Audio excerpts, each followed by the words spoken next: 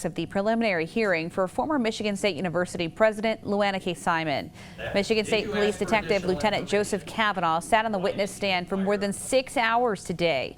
During direct examination by the prosecution, Kavanaugh said that he was certain that Simon lied during an interview with the Michigan State Police in May of last year. Cross-examination from Simon's attorney, Lee Silver, forced Kavanaugh to contradict much of what he said during direct examination. Honestly, I thought it could not have gone better from our perspective. I thought we had an exceptionally good day. I thought we delivered a lot of knockout blows, and I think the testimony of Detective Arndt will serve as a basis to get these charges dismissed. I really do, or at least should. That's my opinion. Simon is accused of lying to police during the 2014 Larry Nassar Title IX investigation. Her preliminary hearing will continue at day 7, which is scheduled for July 23rd. Hundreds gathered at a major rally on the Capitol steps tonight to protest the separation of families and the detention centers at the U.S.-Mexico border. The rally to end detention camps is encouraging people to stand up to what they're calling atrocities at the southern border. It comes as ICE is reportedly gearing up for immigration raids around the country starting on Sunday.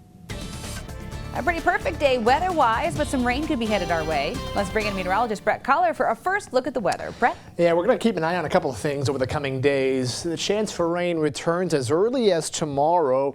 But next week, the remnants of Barry could be moving in as well. This evening, though, all is quiet. Just some clouds moving in from the north and northwest. You'll see why in just a moment. 72 on campus.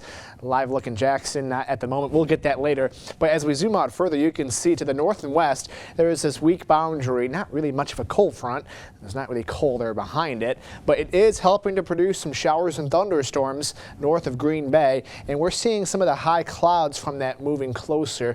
It looks like we'll see the impacts from this as early as tomorrow. Next week, here's Barry, Tropical Storm Barry south of Louisiana. That should be moving closer next week, and so that's why we have the chance for some rain here in the coming days. Come tomorrow, there could be an isolated shower or two, but next week, I think it's Wednesday and Thursday, that we have the better shot for rain as the remnants of Barry send some moisture in our direction. Let's take a look at tonight's 3-degree guarantee. Tomorrow's high, a little bit hotter, 85 degrees. We hit 81 today. That's exactly what we were forecasting, so $50 going to the Greater Lansing Food Bank, and we're now at $2,800, and the streak continues at 28 days. All right, Brett, thank you. Michigan is going to get a cut of a $700 million settlement with a company that makes opioids. Drug manufacturer Reckitt was accused of making false claims about its medicine Suboxone. The attorneys general of 33 states also claimed the company lied to the FDA to keep a generic version of Suboxone off the market. Savvy shoppers, listen up. Tomorrow's your chance to snag a deal at the state surplus store. They'll be selling hundreds of items seized by police and the TSA. But as Fox 47's Maureen Halliday tells us, you better move fast. People will start lining up 5, 6 o'clock in the morning, some maybe even earlier, to try and come in when the gate opens at 8 o'clock. Saturday, the state surplus store will open for a limited time to the public. The sale consists of items seized from airports, Michigan State Police, local police, and the DNR. Now, this is a sale you're not going to want to miss. We've got a wide array of things. We've got tools, we have knives, we have charging cords for phones, earbuds. Money that's made from this event goes right back into the public. So it's not about making a profit. We're not here to try and make a profit. The money that comes in to this actually goes back into state surplus to help support the program. And money shouldn't be too much of an issue, considering the prices of these items are a bargain shopper's dream. I can just say that we get some great deals. If you're looking for Bluetooth speakers, we have some of those. We have some Fitbits. We have charging cords. And most payment offers are accepted.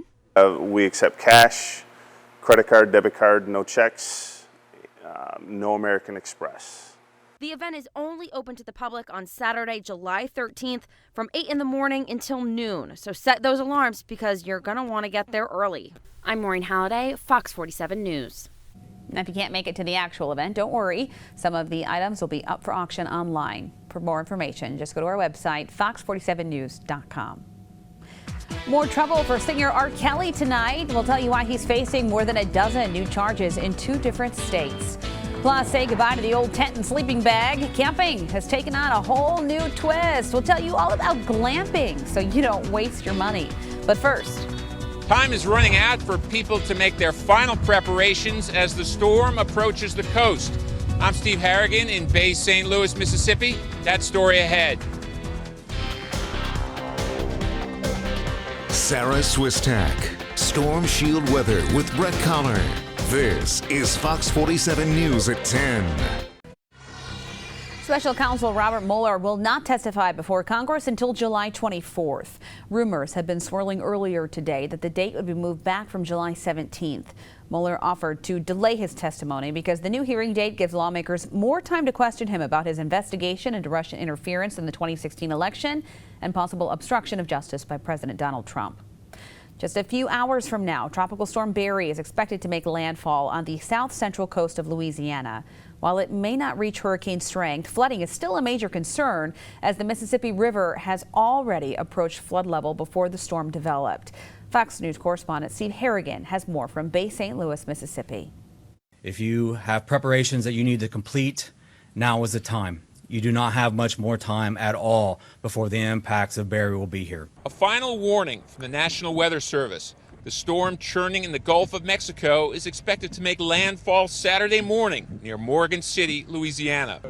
The winds have gradually been getting stronger, kicking up angry, choppy waves. But the biggest threat is the rain. Some parts of the region could see more than 20 inches. More than 200 floodgates have been closed along the Mississippi River, which is already at flood stage and will likely crest at 19 feet, just below the 20-foot levees. Here in Mississippi, storm surges could hit 5 feet, creating the potential for serious flooding in an area where the ground is already saturated. Locals have been following the advice from officials, filling up sandbags and stocking up on essentials like water, batteries, gas, and of course, junk food. We bought brownie mix and cookie mix and all kind of good food. So in case we lose electricity, we'll be eating well. Power outages are likely and could last for days. Some locals are optimistic the storm will just fizzle out. I think it's going to just pass through, just maybe a little bit of flooding, and then I think everything else will be okay. The real problem with this storm is that it is so slow moving. That means it's going to dump a lot of rain in one place, and it could create deadly flash flooding. In Bay St. Louis, Mississippi, Steve Harrigan, Fox News. More trouble tonight for R&B singer R. Kelly. Kelly is now facing a 5-count indictment in New York for alleged racketeering and child sex trafficking. The alleged crimes took place from 1999 to now and involved 5 victims, 3 of whom were minors. Meanwhile, in Illinois, Kelly is facing 13 new charges, including producing child pornography and enticing a minor into sexual activity. His lawyers say Kelly denies any wrongdoing. The plane that became known as the Miracle on the Hudson is going to have to be moved. That's because the building that currently displays the plane is going to become the home of the Honeywell Corporation's fleet of aircraft. That means U.S. Airways Flight 1549, along with 50 other smaller planes, all need a new home.